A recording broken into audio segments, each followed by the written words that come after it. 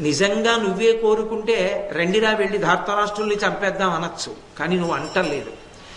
వద్దు వద్దు అంటున్నావు. ఇలా ఎందుకని? ధర్మం కోసం. నేను సభలో అన్న మాటకి కట్టుబడి ఉండాలంటున్నావు. సత్యధర్మములకు నీలా కట్టుబడినటువంటి వాడెవరున్నాడు?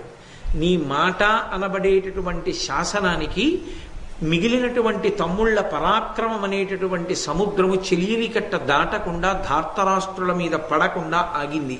కాబట్టి నిజంగా చాలా గొప్ప విశేషమయ్యా ఇది, మీ అన్నదమ్ముల మధ్య ఇటువంటి పొత్తు ఉండడం అంటూ ద్రౌపదీదేవి వంక చూసి ఆమెతో అంటున్నారు, నీ పుత్రులేవురు నీరజలోచన ఎదుకుమారుల దారు ముదముతోడ అనుపమ స్నేహ సమాహిత హృదయులై కరి హయారోహణ పరత తగిలియాడుచు వివిధ శస్త్రాస్త్ర ప్రయోగముల్ కరచుచు ఒండెల్లమరిచియున్నవారు ప్రద్యుమ్నుండు వారికి దివ్యాస్త్ర జాతంబులెల్లను